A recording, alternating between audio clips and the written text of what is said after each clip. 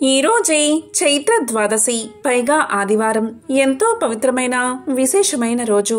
మరి ఇంతటి విశేషమైన రోజు ఈ కథను విన్నా, చదివినా, చెప్పినా, వినిపించినా జన్మల పాపాలు తొలగి కోటి జన్మల పుణ్యం వస్తుంది, సకల శుభాలు కలుగుతాయి. మరి ఆ కథ ఏంటో ఇప్పుడు ఈ వీడియోలో తెలుసుకుందాం. పూర్వకాలంలో త్రేతాయుగంలో మధుర పట్టణంలో సోమశేఖరుడు అనే ఒక బ్రాహ్మణుడు ఉండేవాడు. అతను సకల శాస్త్రాలు చదివాడు, 4 వేదాలు నేర్చుకున్నాడు, వేదాంత విద్యా వివేకం సంపాదించాడు. అంతేకాదు అతను ఎల్లప్పుడూ సత్యాన్నే మాట్లాడతాడు. దయామయుడు. అతని భార్య పేరు విశాలాక్షి. ఈమె ఎంతో మంచి ప్రవర్తన కలిగి ఉండేది. శీలవతి, గుణవతి, మహాపతివ్రత. ఎల్లప్పుడూ భర్తనే దైవంగా భావించి పూజించేది. వారి దాంపత్యం చూసేవారికి కన్నుల పండుగగా ఉండేది. వీరు శ్రీ మహావిష్ణువును ఎంతో భక్తి శ్రద్ధలతో పూజించేవారు. ఇంటికి వచ్చిన అతిథి అభ్యాగతులకు చక్కగా సత్కారం చేసి భోజనం పెట్టి పంపేవారు. వారి గృహం భూలోక స్వర్గంలా ఉండేది. ఈ విధంగా వీరు ఆనందంగా కాలాన్ని గడుపుతూ ఉన్నారు. ఒకరోజు ఆ బ్రాహ్మణ దంపతులు మోక్షాన్ని పొందగోరి గంగాయాత్రకు పోవాలని నిర్ణయించుకుని అలా ప్రయాణమైపోయి అక్కడ కాశీ విశ్వేశ్వరుణ్ణి దర్శించుకుని కొన్ని రోజులు అక్కడ నివసించి పవిత్రమైన గంగా జలాన్ని తీసుకుని తిరుగు ప్రయాణాన్ని మొదలుపెట్టారు.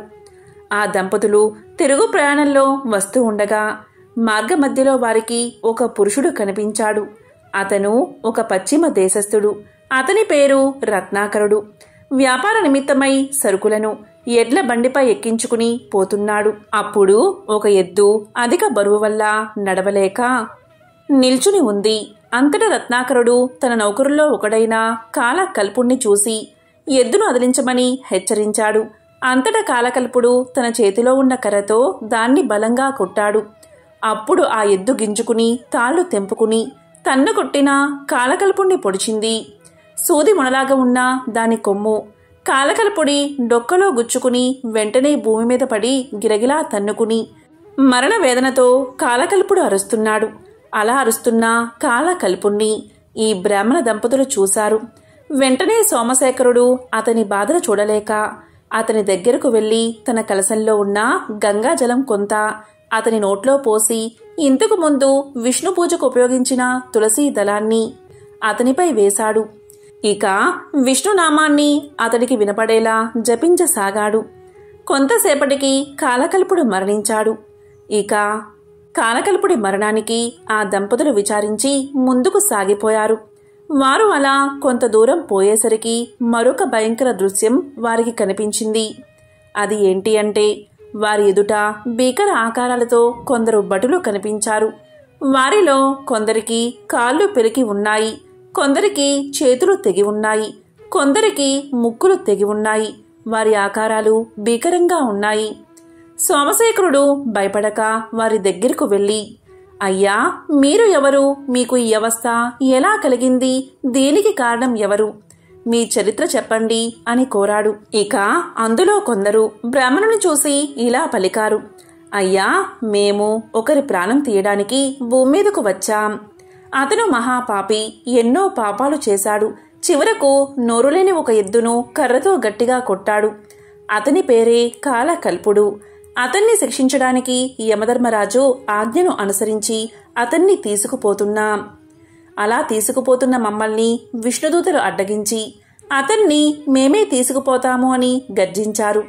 అంతటా మేము వారితో ఇలా అన్నాము, ఓ విష్ణుదూతలారా, వీడు మహాపాపి, మేము ఇతన్ని వదిలిపెట్టం అని పలికాము.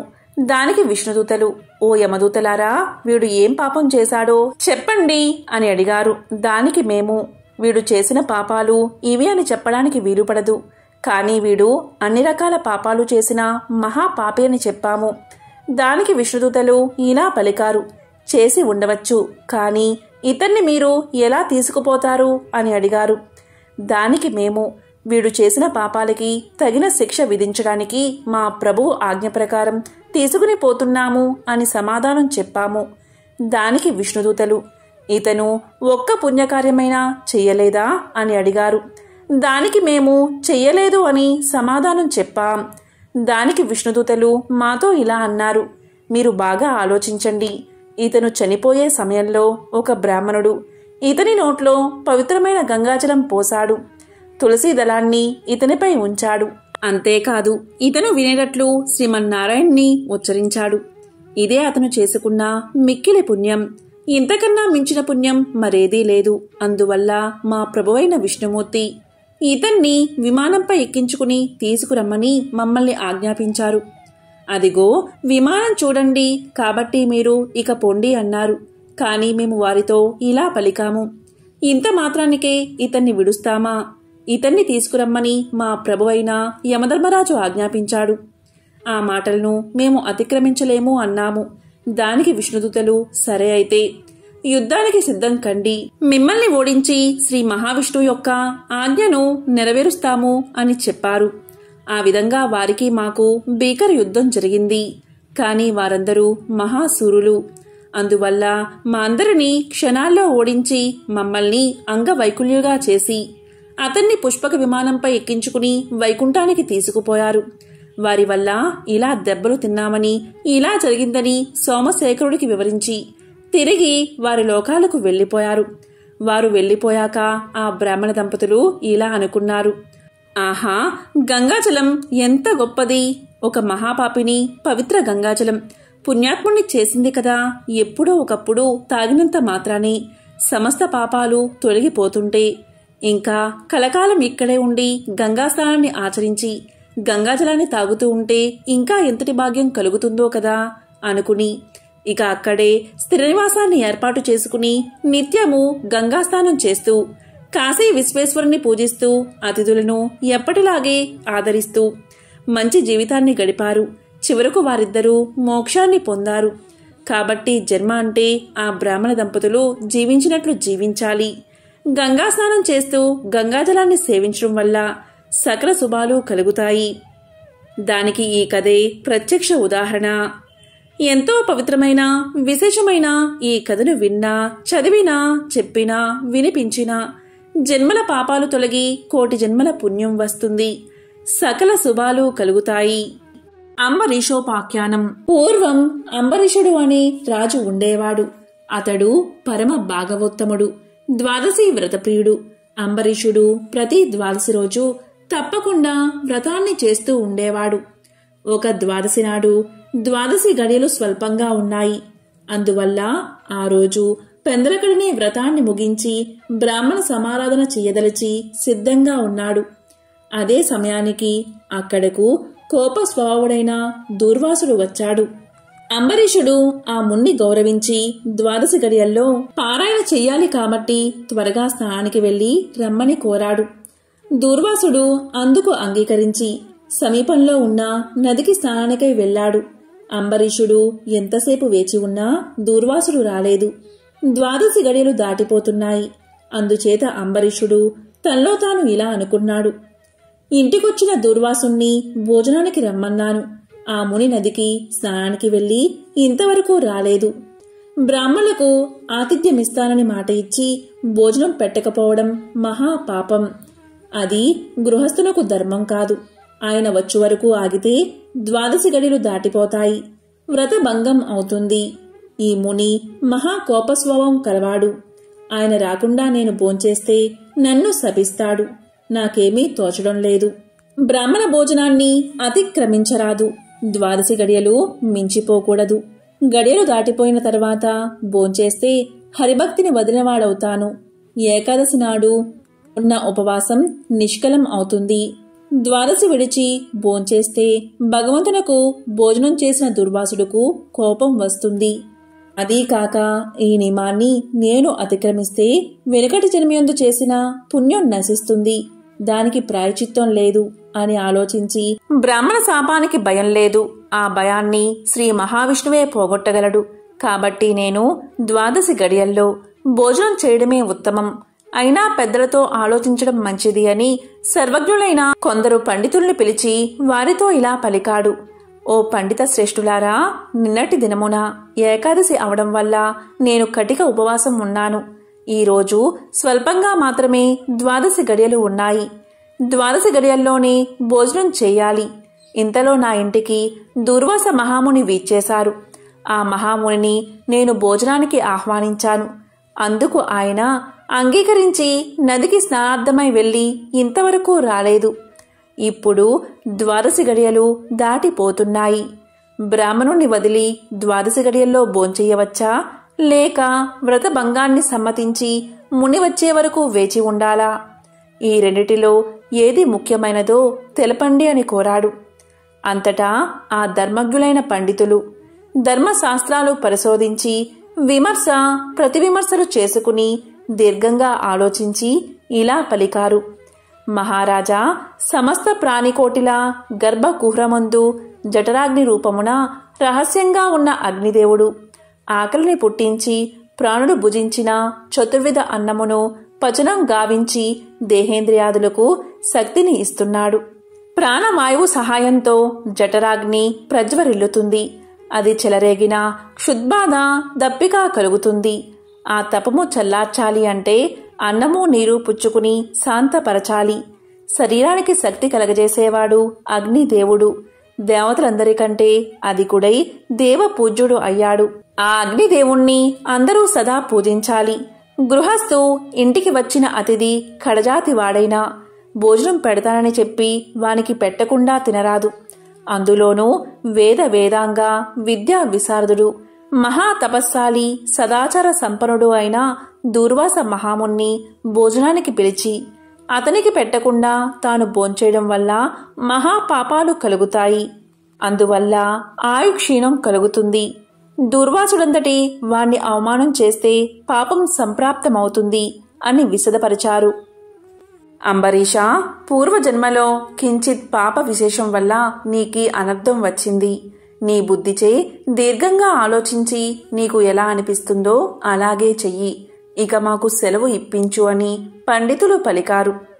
అంతా అంబరీషుడు ఇలా అన్నాడు. ఓ పండితోత్తములారా, నా నిశ్చిత అభిప్రాయాన్ని ఆలకించి వెళ్ళండి. ద్వాదశి నిష్టను విడవడం కన్నా విప్రశాపం అధికమైంది కాదు. జలపానం చేయడం వల్ల బ్రాహ్మణుణ్ణి అవమానపరచడం కాదు, ద్వాదశిని విడవడమూ కాదు. అప్పుడు దుర్వాసుడు నన్ను ఎలా నిందిస్తాడు? నిందించడు. మొదట పుణ్యఫలం నశించదు కాబట్టి జలపానం చేసి ఊరుకుంటాను అని వారి ఎదుటే జలపానం చేశాడు. అంబరీషుడు జలపానం చేసిన మరుక్షణమే దూర్వాసుడు స్నాన జపాదులు పూర్తి చేసుకుని అక్కడికి వచ్చాడు. వచ్చిన వెంటనే ఆ ముని మహారౌద్రాకారుడై కళ్ళ వెంట నిప్పులు కక్కుతూ ఇలా అన్నాడు. ఓరీ మదాంత, నన్ను భోజనానికి రమ్మని నేను రాకుండానే నువ్వు ఎలా భోంచేశావు? ఎంత దుర్మార్గము, ఎంత నిర్లక్ష్యము, ఎంతటి ధర్మ పరిత్యాగివి! అతిథికి అన్నం పెడతానని ఆశ చూపి పెట్టకుండా తాను తిన్నవాడు మలభక్షకుడు అవుతాడు. అలాంటి అధముడు మరుజన్మలో పురుగై పుడతాడు. నీవు భోజనానికి బదులు జలపానం చేశావు. అది భోజనంతో సమానమైనదే. నీవు అతిథిని విడిచి భోజనం చేశావు కాబట్టి నీవు నమ్మకద్రోహి అవుతావే కాని హరిభక్తుడివి ఎలా కాగలవు? శ్రీహరి బ్రాహ్మణ అవమానాన్ని సహించడు. నన్ను అవమానించడం శ్రీహరిని అవమానించడమే. నీవంటి హరినిందాపరుడు మరొకడు లేడు. నీవు మహాభక్తుడవని అతి గర్వం కలవాడవై ఉన్నావు. ఆ గర్వంతోటే నీవు నన్ను భోజనానికి ఆహ్వానించి అవమానపరిచి నిర్లక్ష్యంగా జలపానం చేశావు. అంబరీష, నీవు ఎలా పవిత్ర రాజకుటుంబంలో పుట్టినావురా? నీ వంశం కలంకం కాలేదా అని కోపంతో నోటికి వచ్చినట్లు తిట్టాడు. అంబరీషుడు ముని కోపానికి గడగడా వణుకుతూ ముకులిత హస్తాలతో ఇలా అన్నాడు. మహానుభావా, నేను ధర్మహీనుడను. నా అజ్ఞానంచే నేనీ కార్యాన్ని చేశాను. నన్ను రక్షించండి. బ్రాహ్మణులకు శాంతే ప్రధానము. మీరు తపోధనులు, దయా దాక్షిణ్యాలు కలవారు కాబట్టి నన్ను కాపాడండి అని అతని పాదాలపై పడ్డాడు. దయాశూన్యుడైన దుర్వాసుడు అంబరీషుడి తలను తన ఎడమకాలితో తన్ని, దోషికి శాపం ఇయ్యకుండా ఉండరాదు. నీవు మొదటి జన్మలో చేపగాను, రెండవ జన్మలో తాబేలుగాను, మూడవ జన్మలో పందిగాను, నాలుగవ జన్మలో సింహంగాను, ఐదవ జన్మలో వామనుడిగాను, 6వ జన్మలో క్రూరుడువైన బ్రాహ్మణుడుగాను, 7వ జన్మలో మూఢుడువైన రాజుగాను, 8వ జన్మలో రాజ్యం కానీ సింహాసనం కానీ లేనట్టి రాజుగాను, 9వ జన్మలో పాషాండ మతస్థునిగాను, 10వ జన్మలో పాప బుద్ధి గల దయలేని బ్రాహ్మణుడుగాను పుట్టెదుగాక అని వెనుక ముందు ఆలోచించక శపించెను. ఇంకా కోపం తగ్గనందున మరలా శపించుటకు ఉద్యుక్తుడు అవుతుండగా శ్రీ మహావిష్ణువు బ్రాహ్మణ శాపం వృధా కాకూడదని తన భక్తునికి ఏ అపాయం కలగకుండా ఉండడానికి అంబరీషుని హృదయంలో ప్రవేశించి ఇలా పలికాడు. మునివర్య, అలాగే మీ శాపాన్ని అనుభవిస్తాను అని ప్రాధేయపడ్డాడు. కాని దుర్వాసుడు ఇంకా కోపం పెంచుకుని శపించబోగా శ్రీమన్నారాయణుడు తన సుదర్శన చక్రాన్ని అడ్డు పెట్టెను. ఆ సుదర్శనం కోటి సూర్య ప్రభలతో అగ్నిజ్వాళ్లు కక్కుతూ దూర్వాసునిపై పడబోయింది.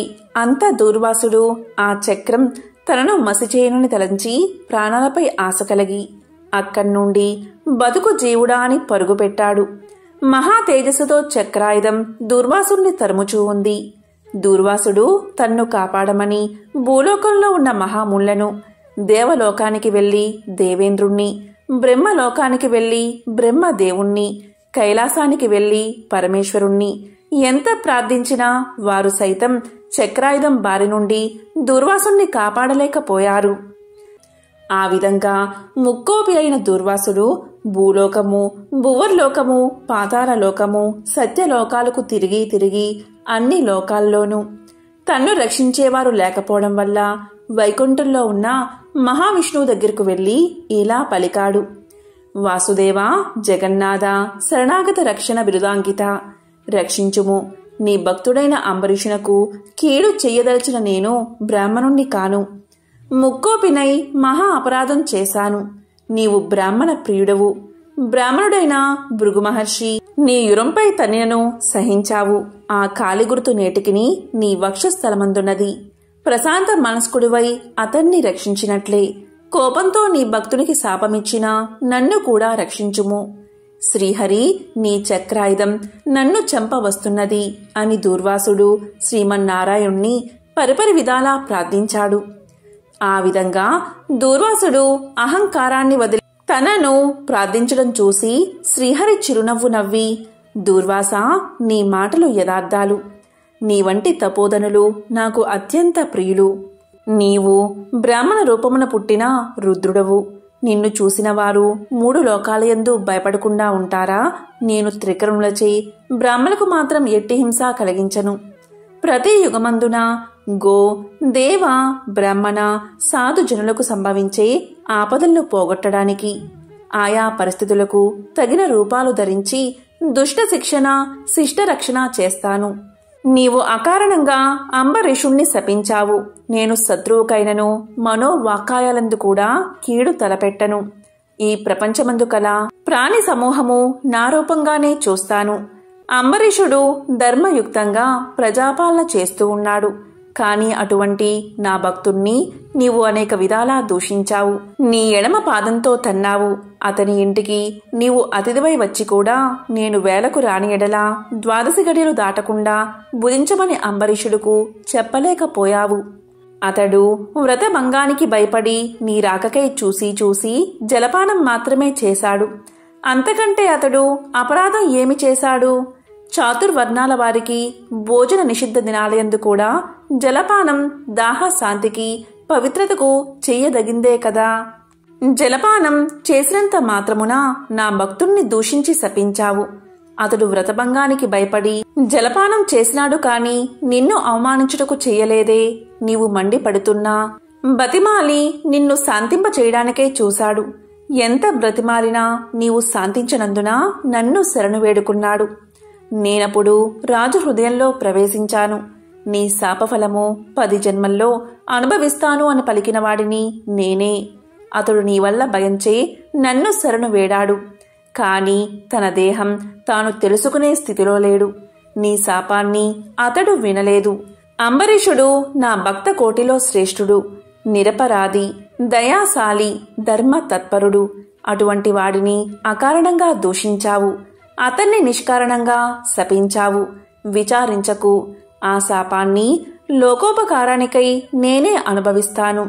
అది ఎలా అంటే, నీ శాపంలోనిది మొదటిది మత్స్య జన్మ. నేనీ కల్పమున మనువును రక్షించే నిమిత్తం సోమకుడు అనే రాక్షసుణ్ణి చంపే నిమిత్తం మత్స్య రూపం ఎత్తుతాను. మరికొంతకాలానికి దేవదానవులు క్షీరసాగరాన్ని మదించుటకు మందర పర్వతాన్ని కవ్వంగా చేస్తారు. ఆ పర్వతం నీటిలో మునగకుండా కూర్మ రూపమున నా వీపున మోస్తాను. వరహ జన్మ ఎత్తి హిరణ్యాక్షుణ్ణి వధిస్తాను. నరసింహ జన్మ ఎత్తి హిరణ్యకశిపుణ్ణి చంపి ప్రహ్లాదుణ్ణి రక్షిస్తాను. బలిచే స్వర్గం నుండి పారద్రోలబడిన ఇంద్రుడకు తిరిగి స్వర్గాన్ని అప్పగించడానికి వామన రూపమెత్తి బలిచక్రవర్తిని పాతాళ లోకానికి తొక్కేస్తాను. భూభారాన్ని తగ్గించడానికై క్షత్రియులను చంప బ్రాహ్మణునై జన్మించి భూభారాన్ని తగ్గిస్తాను. లోకకంటకుడైన రావణుణ్ణి చంపి లోకోపకారం చేయడానికి రఘువంశమున రాముడై జన్మిస్తాను. తరువాత యదువంశమున కృష్ణుడిగా, కలియుగమున బుద్ధుడిగా, కలియుగాంతమున విష్ణు చిత్తుడను విప్రుడి ఇంట కల్కి అనే పేరుతో జన్మించి గుర్రాన్ని ఎక్కి తిరుగుతూ బ్రహ్మద్వేషులందరినీ మట్టు పెడతాను. నీవు అంబరీషుడికి శాపరూపమును ఇచ్చిన 10 జన్మలు ఈ విధంగా పూర్తి చేస్తాను. ఈ విధంగా నా దశావతారాలను సదా స్మరించే వారికి సమస్త పాపాలు హరింపచేసి వైకుంఠ ప్రాప్తిని నొసంగుతాను. ఇది ముమ్మాటికి తథ్యము. ఓ దుర్వాసముని, నీవు అంబరీషుణ్ణి శపించిన విధంగా ఆ 10 జన్మలు నాకు సంతోషకరమైనవే. నేను అవతారాలు ఎత్తడం కష్టం కాదు. నీవు తపస్సాలివి. నీ మాటలకు విలువ ఇవ్వాలి. కాబట్టి అందుకే నేను అంగీకరించాను. బ్రాహ్మణుల మాట అసత్యమైతే వారికి గౌరవం ఉండదు. ఇటు భక్తులను కాపాడడం, అటు బ్రాహ్మణుల మాట తప్పకుండా ఉండడం నా కర్తవ్యం. నీవు అంబరీషుని ఇంట భోంచేయకుండా వచ్చినందుకు అతడు ఎంతో బాధపడి బ్రాహ్మణ పరివృతుడై ప్రాయోపవేశం మొనర్చాడు. ఆ కారణం వల్ల విష్ణు చక్రం నిన్ను బాధించాలి అనుకుంది. ప్రజారక్షణమే రాజధర్మం కాని ప్రజాపీడనం కాదు. ఒక బ్రాహ్మణుడు దుష్టుడైతే వాణ్ణి జ్ఞానులకు బ్రాహ్మణులే శిక్షించాలి. ఒక విప్రుడు పాపి అయితే మరొక విప్రుడే దండించాలి. ధనుర్బాణాలు ధరించి ముష్కరుడై యుద్ధానికి వచ్చిన బ్రాహ్మణుని తప్ప మరెవరిని ఎప్పుడూ దండించకూడదు. బ్రాహ్మణ యువకుడిని దండించుట కంటే పాతకం లేదు. విప్రుణ్ణి హింసించువాడు, హింసింపచేసేవాడు బ్రాహ్మణ హంతకులని న్యాయశాస్త్రాలు ఘోషిస్తున్నాయి. బ్రాహ్మణుణ్ణి సిగబట్టి లాగినవాడు, కాలితో తన్నినవాడు, విప్రద్రవ్యాన్ని హరించేవాడు, బ్రాహ్మణుణ్ణి గ్రామం నుండి తరిమినవాడు, విప్ర పరిత్యాగం చేసినవాడు బ్రహ్మహంతకులే అవుతారు. కాబట్టి ఓ దుర్వాస మహర్షి, అంబరీషుడు నీ గురించి తపస్సాలియు విప్రోత్తమును అయిన దుర్వాసుడు నా మూలాన ప్రాణ సంకటం పొందుతున్నాడు. అయ్యో, నేను బ్రాహ్మణ హంతకుడిని అయ్యానే అని పరితాపం పొందుతున్నాడు. కాబట్టి నీవు వేగమే అంబరీషుని దగ్గరకు వెళ్ళు. అందువల్ల మీ ఇద్దరికీ శాంతి కలుగుతుంది అని విష్ణువు దూర్వాసుడికి నచ్చచెప్పి అంబరీషుని వద్దకు పంపాడు. అలా దూర్వాసుడు శ్రీమన్నారాయణుడి దగ్గర సెలవు తీసుకుని తన్ను వెన్నంటి తరుముతున్న విష్ణు చక్రాన్ని చూసి భయపడుతూ తిరిగి మళ్లీ భూలోకానికి వచ్చి అంబరీషుని దగ్గరకు వెళ్లి, అంబరీషా, ధర్మ పాలక, నా తప్పు క్షమించి నన్ను రక్షించు. నీకు నా పైగల అనురాగంతో ద్వాదశి పారాయణకు ఆహ్వానించావు. కాని నిన్ను కష్టాల పాలు చేసి వ్రతభంగం చేయించి నీ పుణ్యఫలాన్ని నాశనం చెయ్యాలి అనుకున్నాను.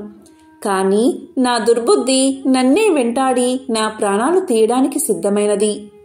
నేను విష్ణువు దగ్గరకు వెళ్లి ఆ విష్ణు చక్రం వల్ల ఆపద నుండి రక్షించమని ప్రార్థించాను. ఆ పురాణ పురుషుడు నాకు జ్ఞానోపదేశం చేసి నీ వద్దకు వెళ్ళమని చెప్పాడు. కాబట్టి నీవే నాకు శరణ్యము. నేను ఎంతటి తపస్సాలినైనను, ఎంత నిష్ఠ గలవాడైనను నీ నిష్కలంక భక్తి ముందు ఏవీ పనిచెయ్యలేదు. నన్నీ విపత్తు నుండి కాపాడు అని అనేక విధాలా ప్రార్థించగా అంబరీషుడు శ్రీమన్నారాయణుణ్ణి ధ్యానించి, ఓ సుదర్శన చక్రమా, నీకివే నా మనఃపూర్వక వందనాలు. ఈ దూర్వాస మహాముని తెలిసో తెలియకో తొందరపాటుగా ఈ కష్టాలు కొని తెచ్చుకున్నాడు. అయినా ఇతడు బ్రాహ్మణుడు కాబట్టి ఇతన్ని చంపకూడదు. ఒకవేళ నీ కర్తవ్యాన్ని నిర్వహించాలి అనుకుంటున్నావేమో. ముందు నన్ను చంపి తర్వాత దుర్వాసుని చంపు. నీవు శ్రీమన్నారాయణుడి ఆయుధానివి. నేను ఆ శ్రీమన్నారాయణుడి భక్తుడను. నాకు ఆ శ్రీమన్నారాయణుడే ఇలవేల్పు, దైవము. నీవు శ్రీహరి చేతిలో నుండి అనేక యుద్ధాలలో అనేక మంది లోకకంటుకులను చంపితివి, కాని శరణు కోరిన వారిని ఇంతవరకు చంపలేదు.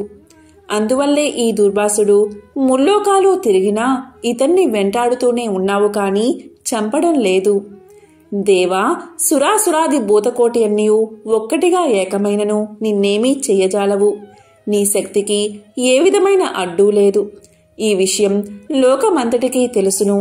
అయినా మునిపుంగవునికి ఏ అపాయమూ కలగకుండా రక్షించమని ప్రార్థిస్తున్నాను. నీయందు ఆ శ్రీమన్నారాయణుడి శక్తి ఈమెడి ఉన్నది. నిన్ను వేడుకుంటున్న నన్ను శరణు వేడిన ఈ దూర్వాసుని రక్షించుము అని అనేక విధాలా స్తుతించడం వల్ల అతి రౌద్రాకారంతో నిప్పులు గక్కుతున్న విష్ణు చక్రాయుధం అంబరీషుడి ప్రార్థనలకు శాంతించి, ఓ భక్తాగ్రేశ్వర అంబరీష, నీ భక్తిని పరీక్షించడానికే ఈ విధంగా చేశాను, కాని వేరేలా కాదు.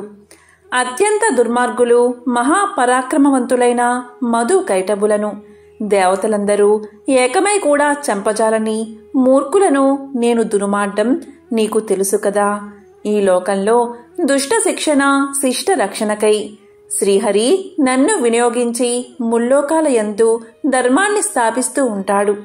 ఇది అందరికీ తెలిసిన విషయమే.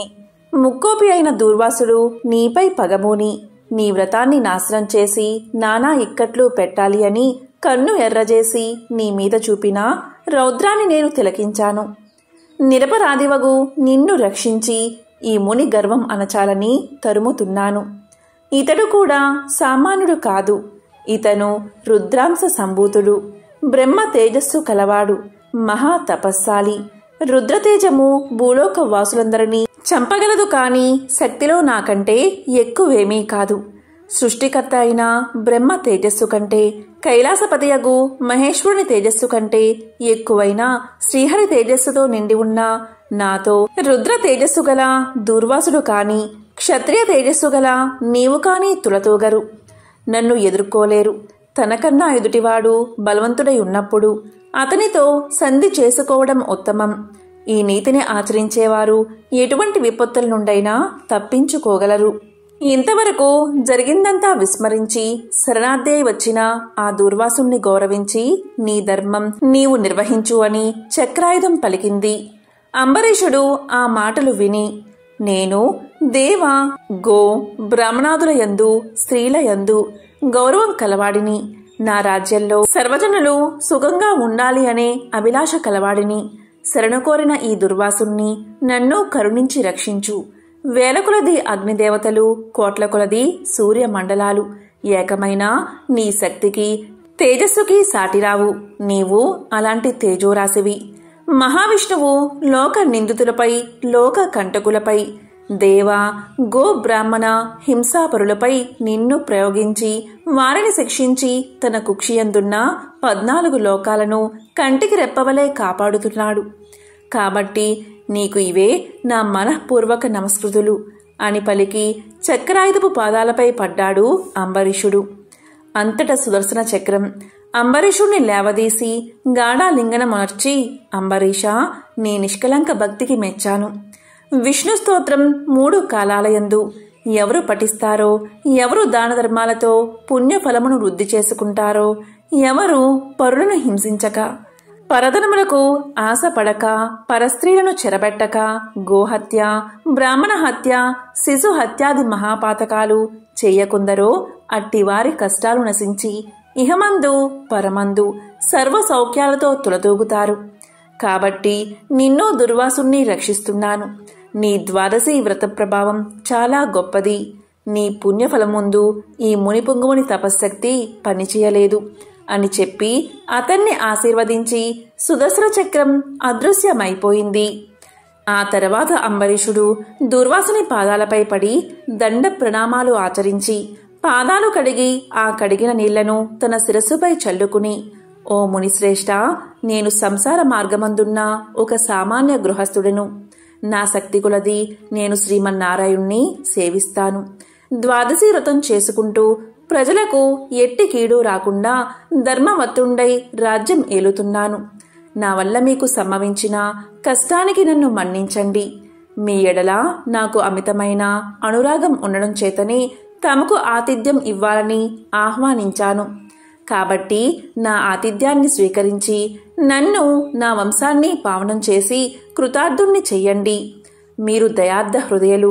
ప్రథమ కోపంతో నన్ను శపించినా మరలా నా గృహానికి విచ్చేశారు. నేను ధన్యుణ్ణి అయ్యాను.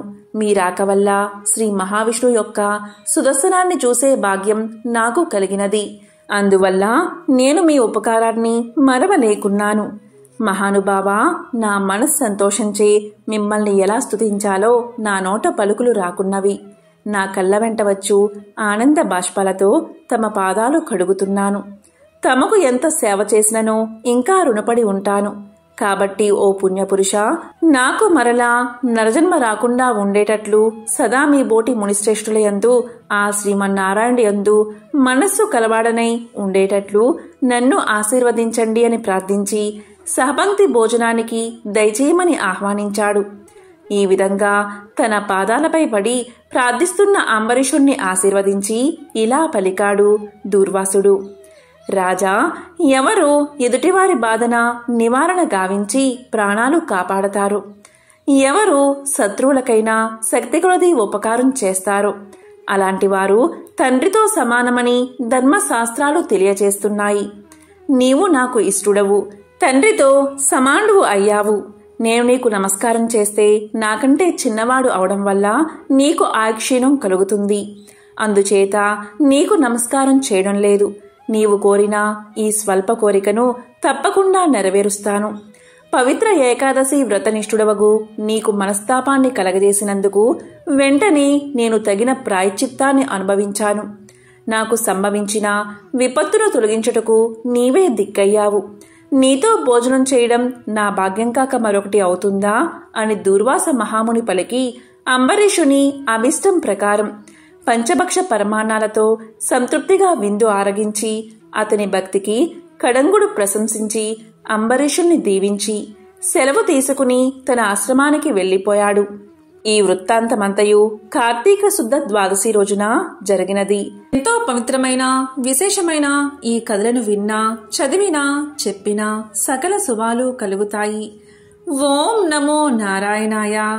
ఓం నమో భగవతే వాసుదేవాయ.